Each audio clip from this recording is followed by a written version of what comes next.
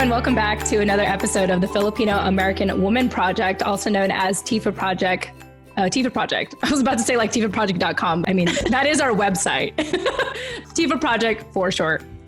I'm your co-host, Jen Amos. And as always, I have my incredible co-host with me, Nani Dominguez. Nani, welcome back. Hello, everyone. Welcome back.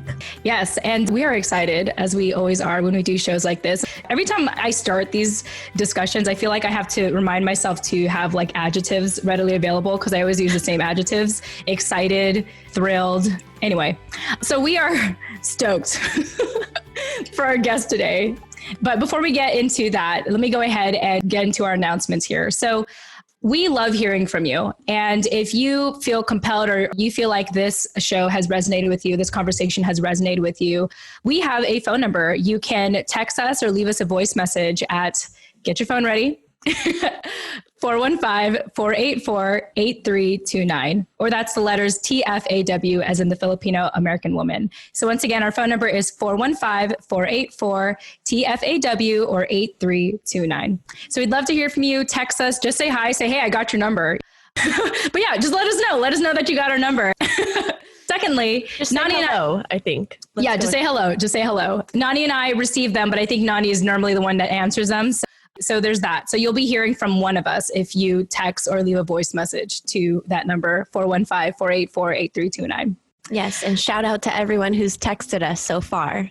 Yes. Yeah, that's been fun because it's just nice to know that people are listening and people take the time to put down our number and text message us. It's like, oh, cool. Like we went out of our way to make it easier to get access to us. And the fact that you all are taking advantage of that, we really appreciate it. So thank you. All right. So Nani and I, we mentioned this in the previous episodes, but we are practicing healthy boundaries with social media.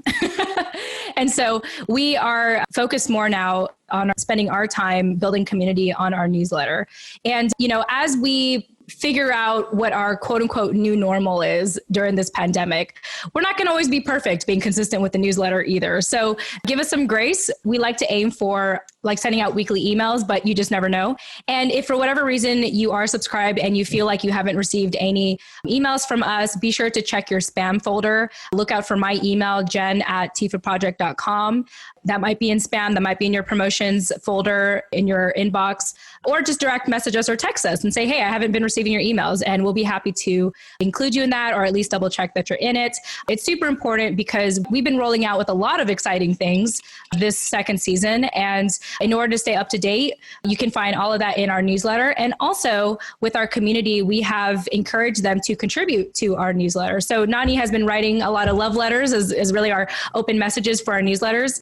And you can contribute as well. So once again, if you are interested in being in community with us and contribute to the project, feel free to sign up to our newsletter. You can check out the show notes of this episode or visit our fancy website, tfaproject.com, TFAWproject.com. All right. So third announcement. I like to encourage our listeners to check out our sponsors, especially if you are an aspiring podcaster. There's a phrase that I learned back then called study, practice, teach. And so, as we built this podcast show, as we went, I started collecting resources and tools to make podcasting easier because people have been asking me, like, Jen, how do you start a podcast?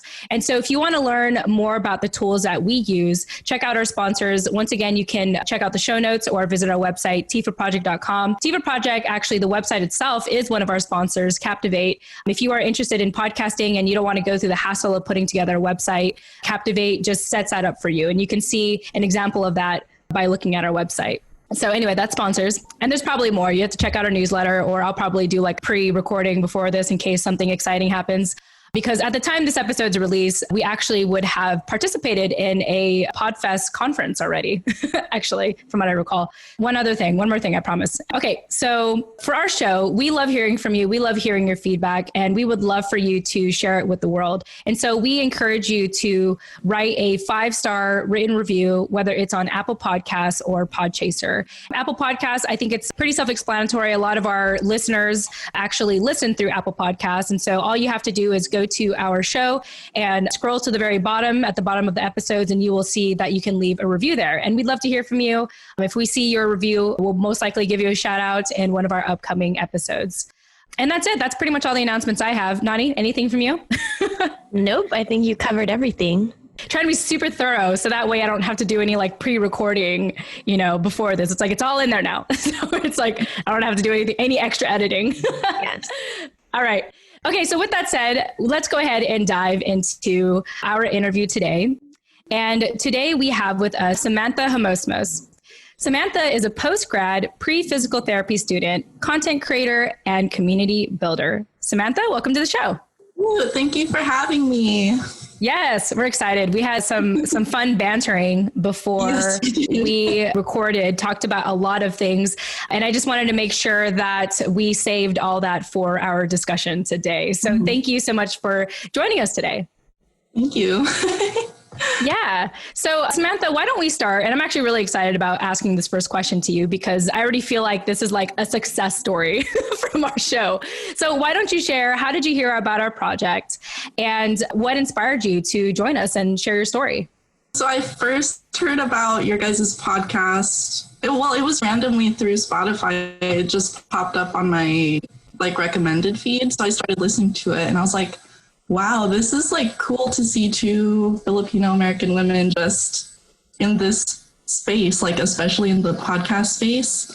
So that was pretty cool. And then also your past guest, Elisa Sakilayan, found me on Instagram because she noticed that I liked one of her posts where she was introducing her episode on your guys' podcast. So then we connected, and then we got on a Zoom call, and then we ended up starting a IGTV live series called Pinay Talks. And that was during shelter in place. So we've done 3 of them already, I think. So it's a community spawned from your community. So that's so cool. What kind of stuff do you guys cover in the Pinay Talks? So we've talked about self-care, wellness, and this past one we did, it was about beauty standards in the Philippines versus America, and also very cool representation in media and healthcare. Very cool. I'm gonna have to go check some of those out. Yeah. I feel so I feel so proud of us, Nani. I feel like we birthed another show. Yeah, I know. I love that. And I love to see it happening on other platforms too, because obviously Jen is a huge advocate for helping, other Pinays that might want to start a podcast, but not everyone wants to, dive into a platform like a podcast. So doing an IGTV or whatever other features, Instagram or Twitter or TikTok, whatever people are on now offer, that's just helping us cast a wider and wider net. So I love that. Mm-hmm. Yeah, absolutely. I just love it. I love that we are all inspiring one another to be the voice we want to hear, you know what I mean? And see and be the face that we want to see, in media. And in these times, it's just so easy to do it now. I mean, it's just so easy. It's so accessible. And I really believe that the only thing that's holding us back from showing up is ourselves, is whatever limiting story we're telling ourselves, that we can't be there. So I just love that you and Elisa are doing good work out there on IGTV. And I'm going to have to, I want to look into it as well. And that's really what we're trying to cultivate here, I think, in our project. I think it's a byproduct of what we've been doing, Nani, is our listeners are really not just relating to the stories, but actually wanting to reach out and connect with them and possibly do stuff together. And it's just so great to hear that someone such as yourself and Elisa have partnered up and are doing good work. So I just feel like that is a true success story. It's such a bonus. The rewards that we get from doing this show, I think are mainly feedback from you guys and the time and the connections that we spend making here, in these interviews. But to take it beyond that and to see, listeners or past guests kind of taking our project off on their own kind of tangent is just so beautiful. I love that so much. Yeah. Thanks. Yeah. So good. I'm so happy about it. I wish I had more words to describe how happy I am, but just know that I'm happy. Hold on a minute. Let me process for a second. Yeah. Come up with something better that I can articulate. Let's process the fact that Nani and I were making this up as we went. And then along the way, our listeners decided to do something with the stories they heard and the people that they had an opportunity to listen to. So it's beautiful. And yeah, just like what Nani is, I'm still processing it, but I know that I feel really good about this and I'm really appreciative. And it's just another piece of inspiration and affirmation for us to keep doing what we're doing, which is to represent and to show up every week and connect with amazing individuals such as yourself. It is really interesting too, because I feel like in the second season, we've been having people who've been listeners be guests on the show, where when we first started, it was really either us actively seeking people out or people like, you know, just a lot of new people. And it's just really cool. And it makes me like to believe that our listeners feel comfortable to want to join us and realize that Nani and I are we're just everyday people. Like we don't bite. We can't bite anyway because social distancing. So, you know, right. Because we're on Zoom. So you're safe. And if ever you feel uncomfortable, you could just hang up. Like it's fine. You could log out. Like it's totally fine. Right. Like no one has. Yeah, exactly. I know. Awesome. It's so funny you say that because when Elisa and I did the first one, I was like, oh, what if no one shows up? And she's like, that's totally cool too, because we're still going to have like a really great conversation about whatever we're going to talk about. Exactly. And just like we say on the show, it's not really about, you know, followers or kind of the numbers. It's more about the content of the show. And clearly that has been so impactful on so many people that, you know, prime example of you guys taking it on one and adding your own perspective to the topics that we talk about here. So yeah, I think that's really great. Thank you. Yeah. The other thing I want to add is that I was talking to my husband the other day, and he always says this. He's like if we do like live stream or something, he's all like, well, no one's going to see this anyway, you know? And I'm just like, I was like, well, I mean, that probably shouldn't be the attitude you should have about like putting your content out there. But more importantly, yeah, kind of what Nani said, to me, it's not necessarily about like the quantity. It's more about like, well, first of all, it's what you're getting from that experience in having that conversation.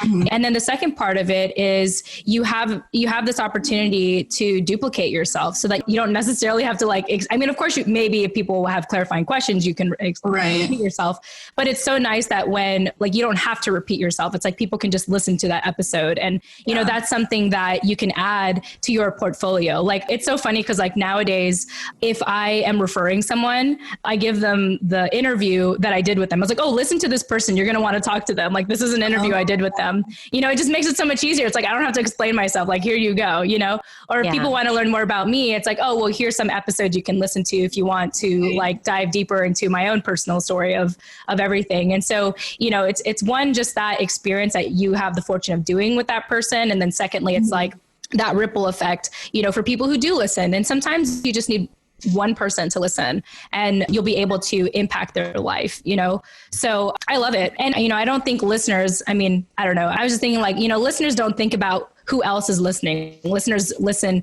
for their own, you know, experience of like, oh, that resonated with me. Like they're not looking at someone to their left, like, oh, did that resonate with you? Like they think about themselves first, you know? And so, yeah, that's it. That's my rant, my positive rant about like, just do it. Just do it because you could have one person listen to your show and that could make a difference for them. Right. So that's my lesson of the day. All right. Okay. We definitely overextended that. So let's go ahead and move on. Okay. No such thing.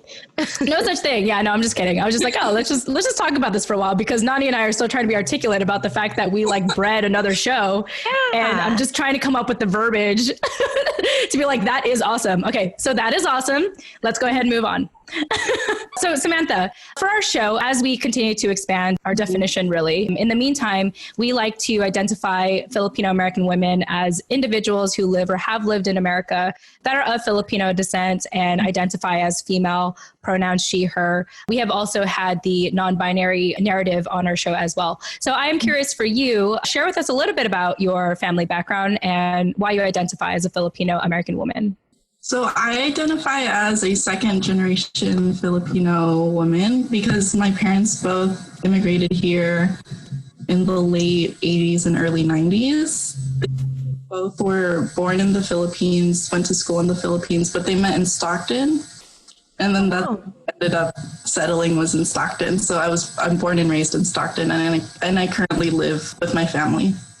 Very cool. How's the weather there? I'm just curious. I'm in Virginia Beach, so I'm just like, what's the weather in California right now? Because it's like 90 degrees here. It's pretty hot. It's like a dry heat. Well, Stockton is also kind of like desert weather, isn't it? Yeah, it's pretty dry, pretty flat. I feel like because we're in the Central Valley, like all the air is stagnant. So whenever I like go out to the Bay to visit some extended family, I'm just like, just give me all that ocean. All that air. All that air. Yeah. So I'll take it. Yeah. You know, I always get confused about, you know, who identifies as first generation, 1.5 generation, or second generation. And so that's why I like asking this question, because I think at the end of the day, it comes down to how you identify. And I appreciate you elaborating on, like, I'm second generation because my parents were the ones that came here first. So they were essentially first generation, and I'm second generation. So then on that note, it makes me think, okay, like based off of your definition, I am second generation because my parents were immigrants and I was born as an American. But, you know, sometimes it's complicated because I just think, like, I recently learned that my grandpa was an American. And so I'm kind of thinking like, okay, does that make me like 2.5? like if, you know what I mean? It's interesting.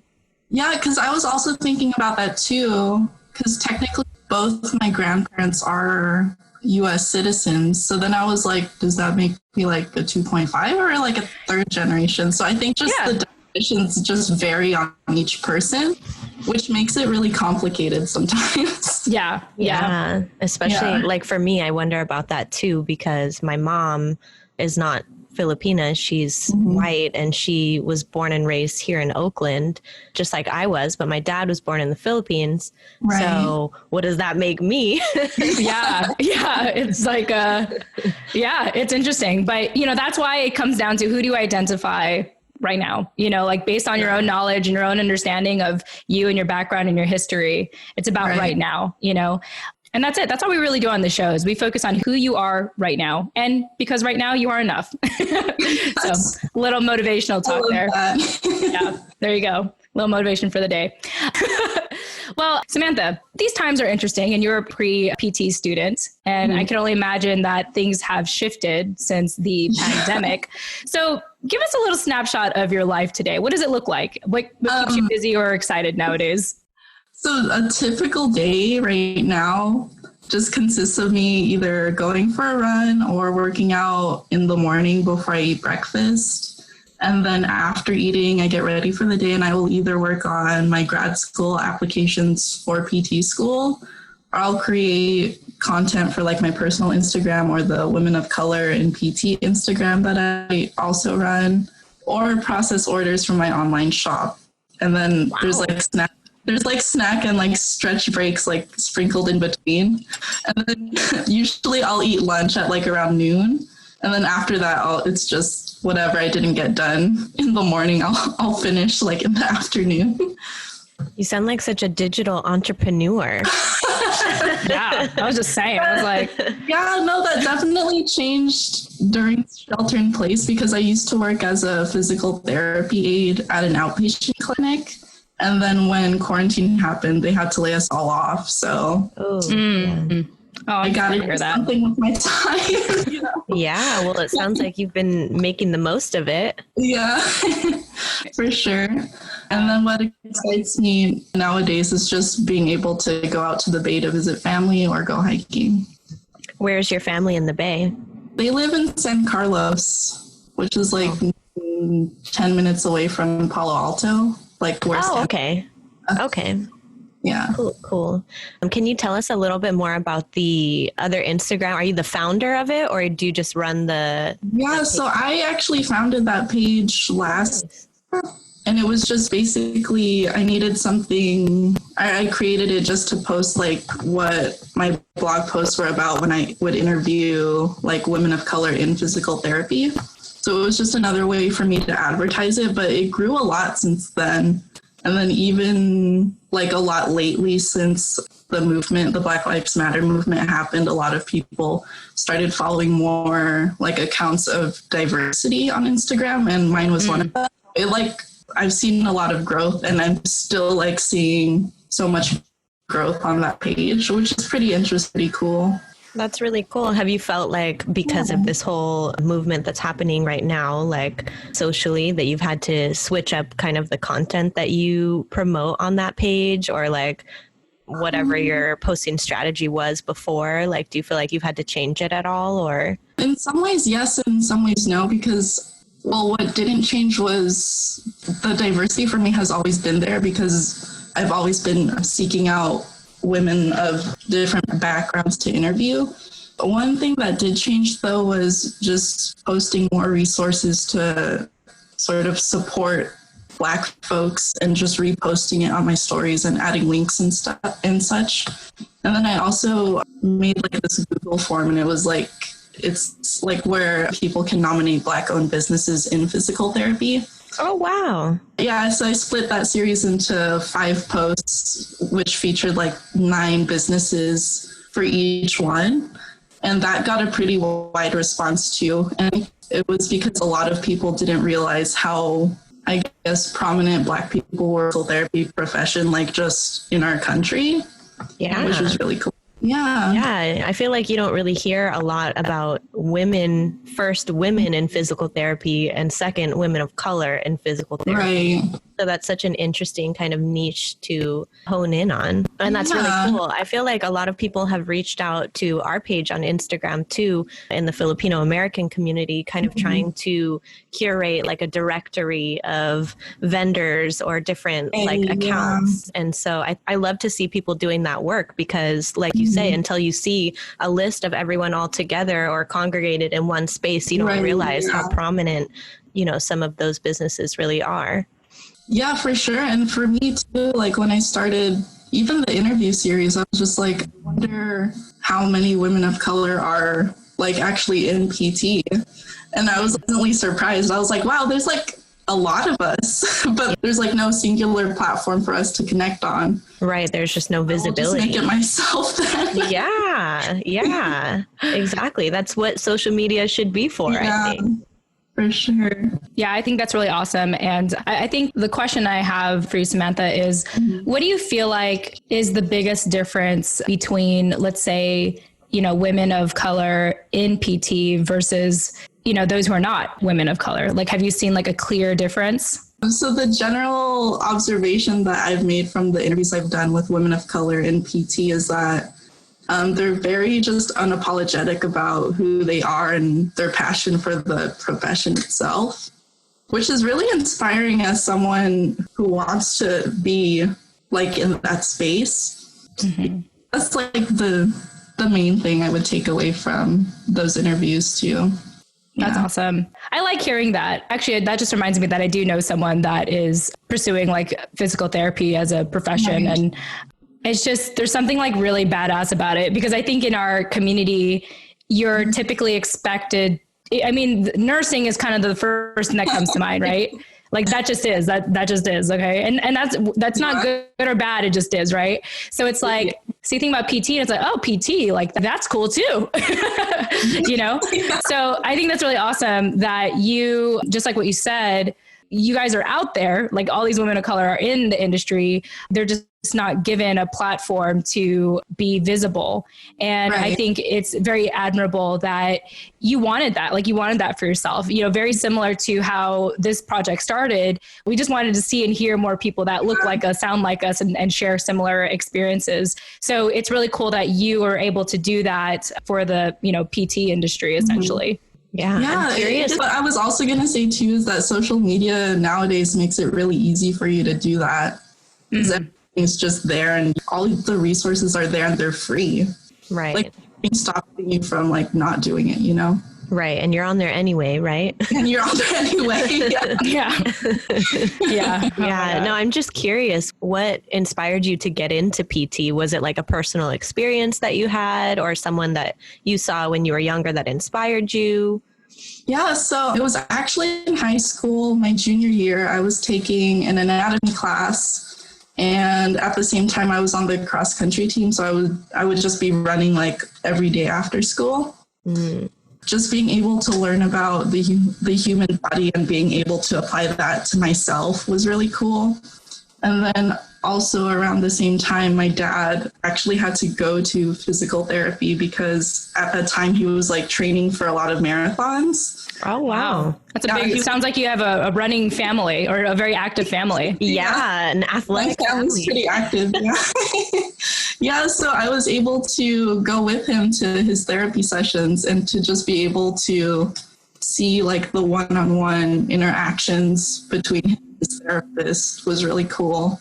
And it's how like physical therapists are using movement to like heal people and empower them into like learning more about themselves and their bodies. Yeah, I feel like physical therapy is something that people don't really have a lot of knowledge about unless they've had a personal experience. Right. Like for me, I just think because I, haven't had a personal experience with it, I just feel like it's for when you get hurt. I would never think to see a physical therapist like in preparation of training for a marathon or something like that. Yeah. So that is really interesting. And again, such a like niche space for you to be in.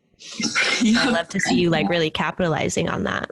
Yeah. And it's like really cool too, because physical therapy in itself is actually very diverse in like the settings you can work in and like the type of population you want to work in.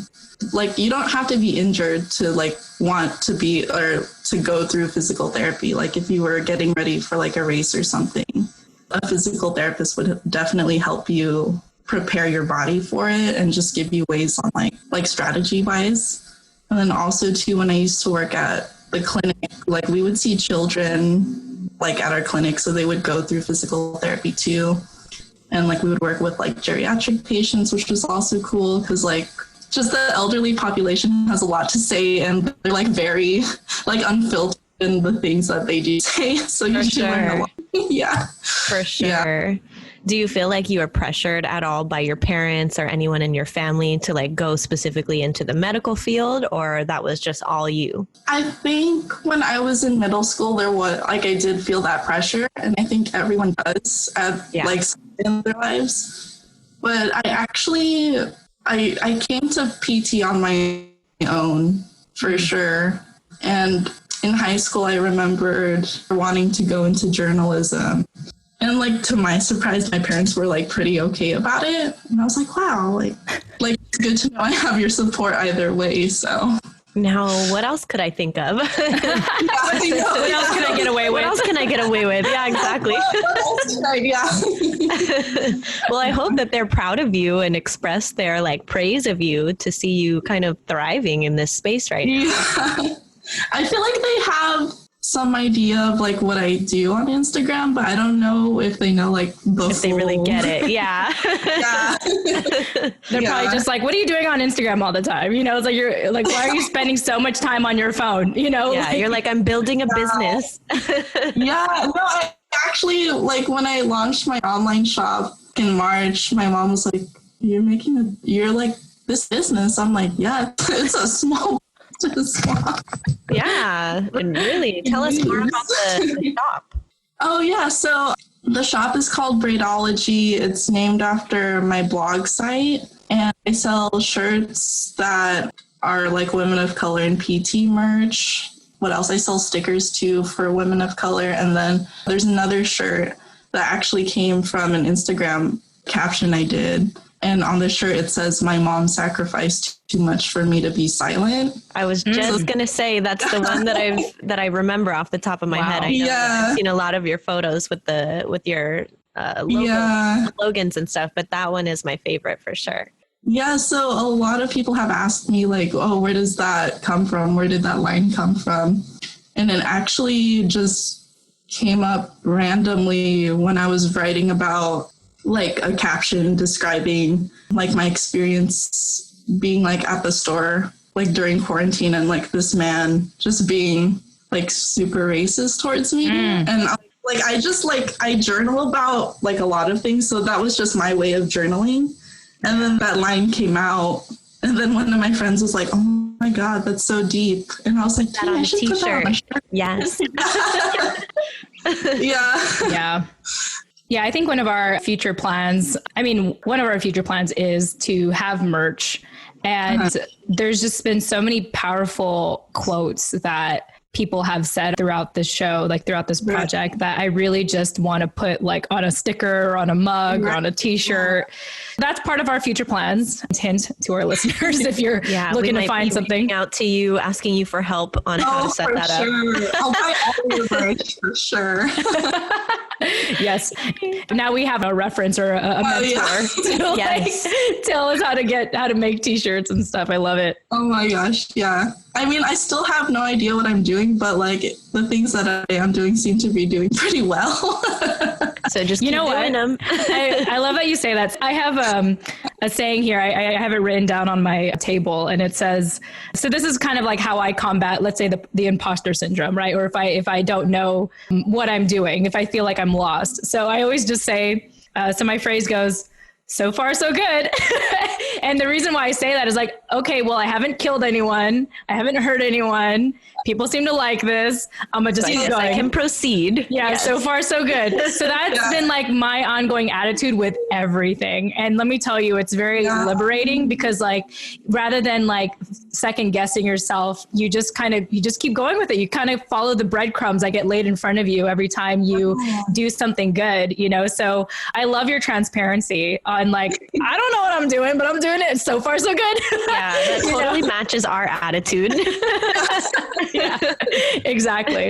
And relatable. You know what? Yeah. And you know what? I think in these times, I feel like people are really learning to just be present and to just roll with the punches. Like there's really no other way to do it right now.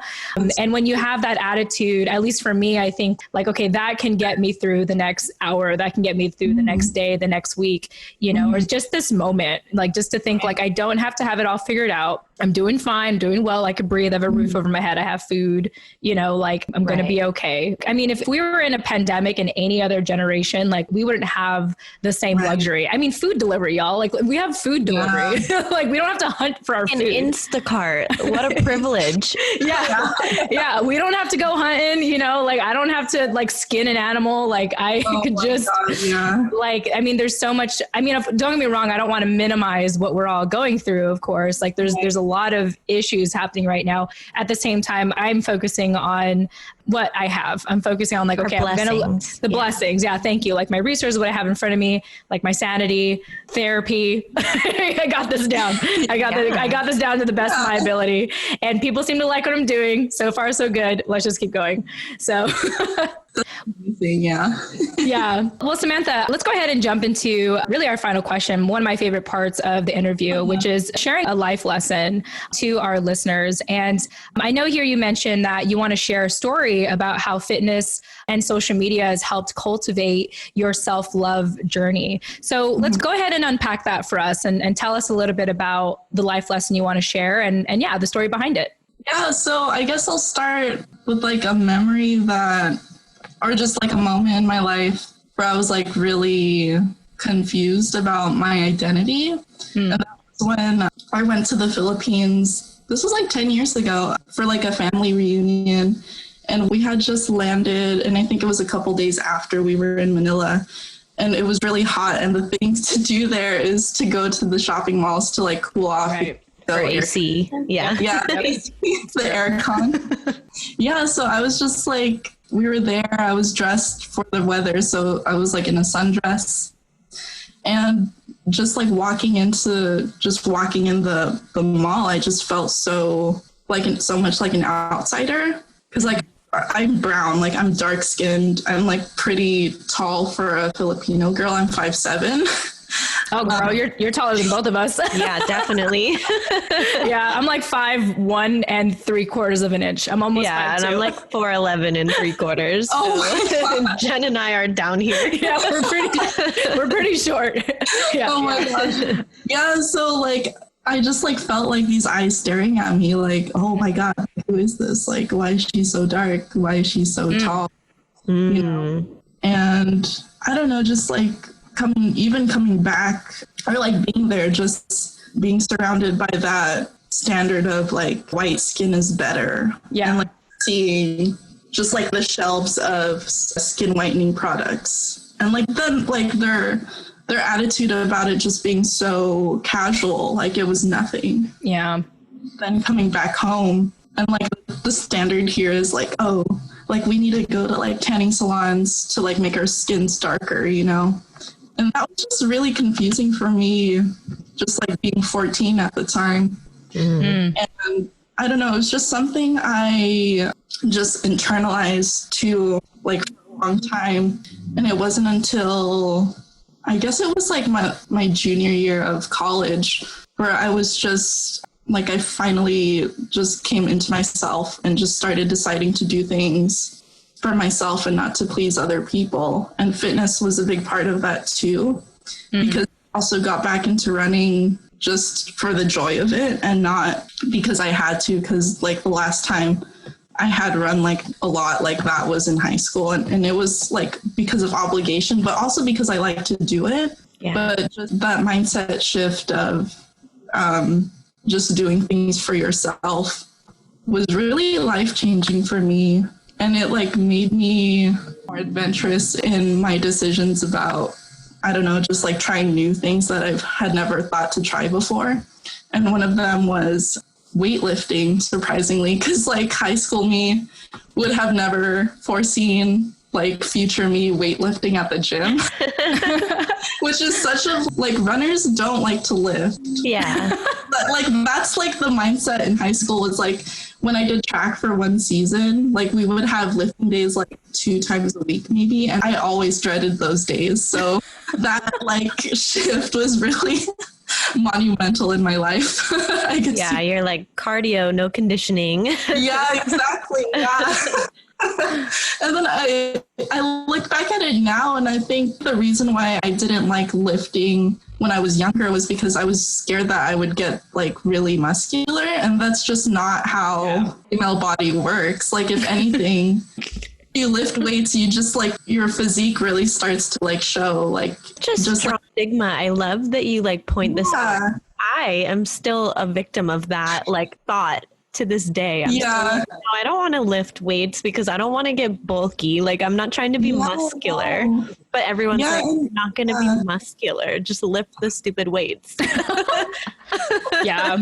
No, actually, I could fight that idea so much. Yeah, for sure. I could totally relate to that as well. I did cross country and track and field when I was in high school also.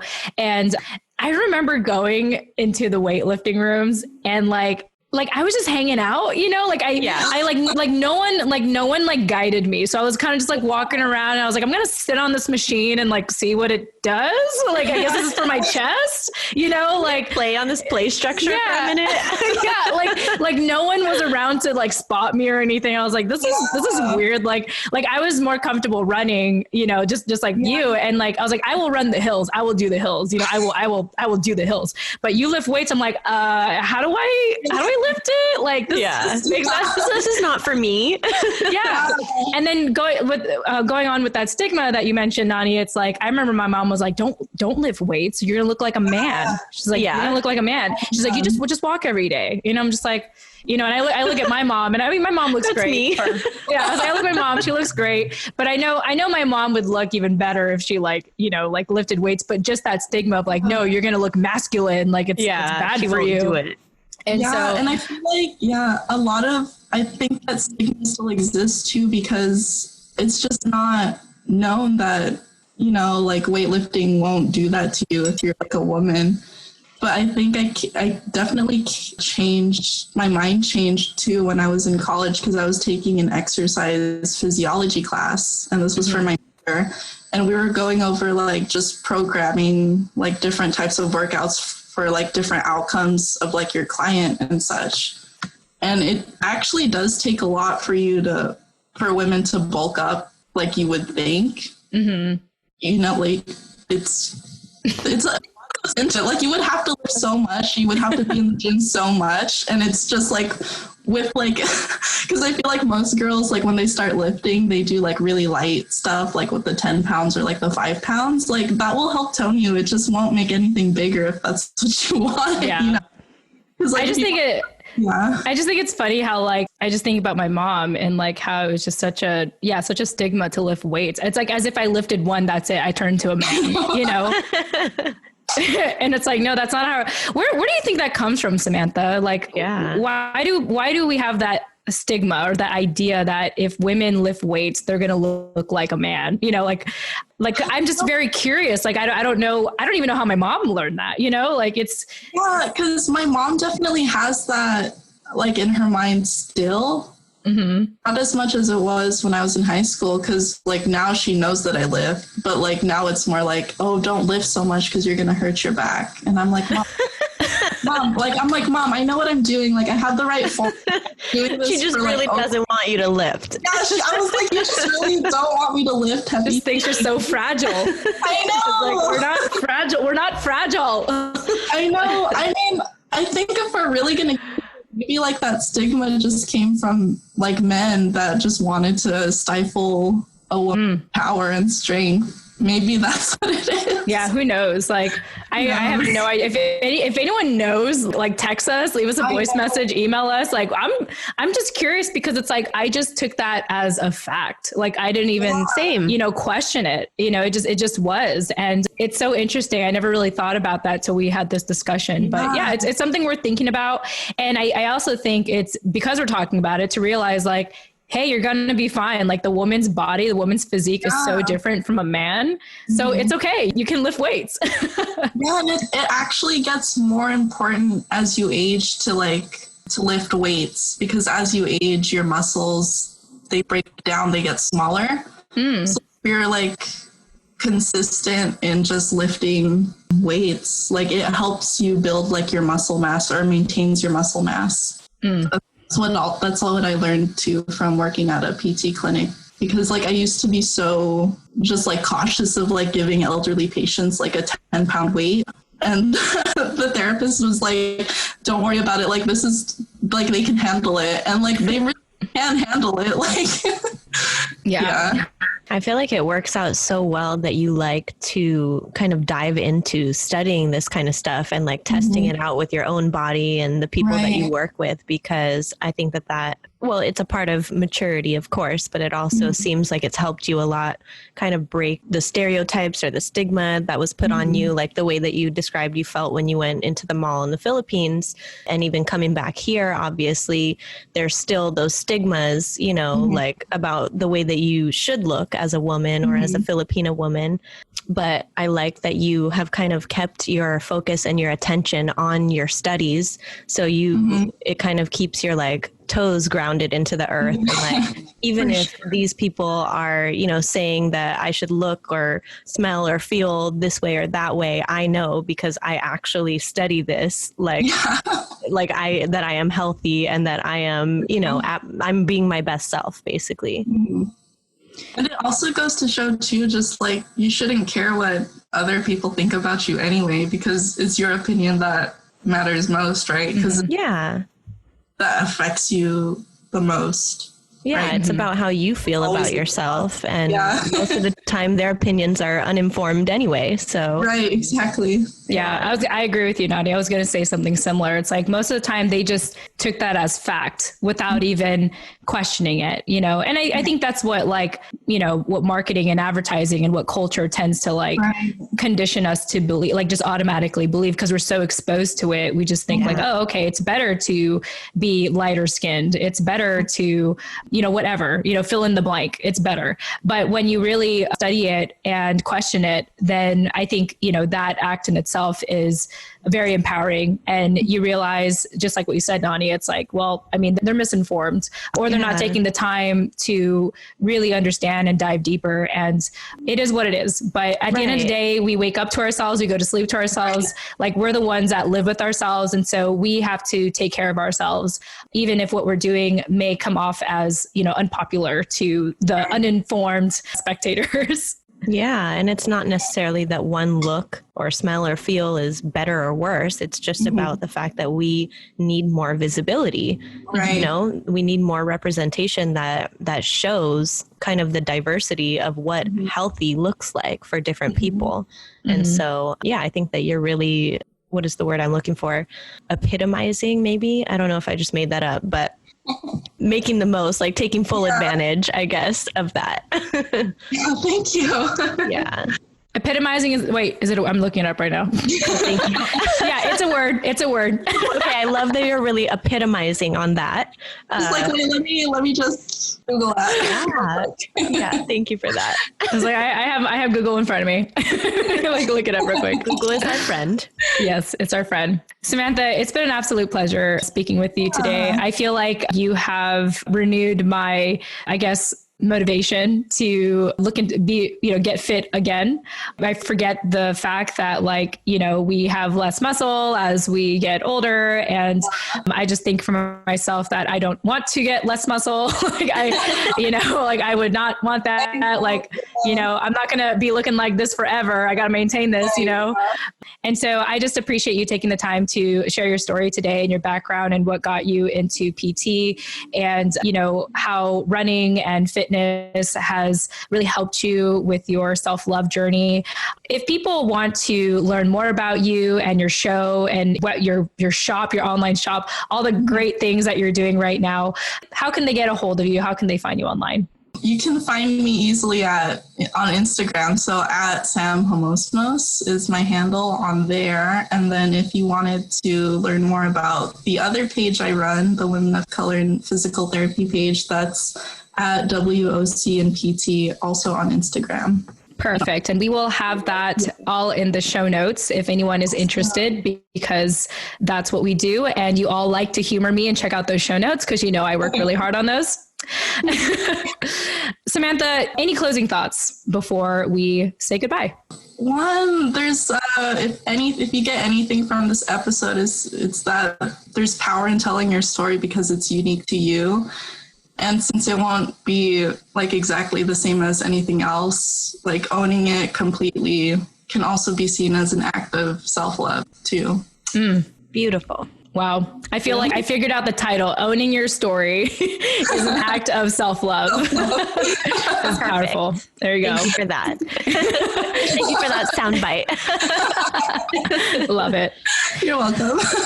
Well, really appreciate your time today, Samantha. And Nani, thank you for co-hosting with me as always. Yes, my pleasure. Thank you, Samantha. Thank you for having me, you guys. This was really fun. Yes. And to our listeners, once again, remember, you can send us a text message or voice message if this resonated with you. That's 415-484-8329. Until then, we thank you so much for listening. We look forward to speaking with you in the next episode. Tune in next time. Bye-bye. Bye.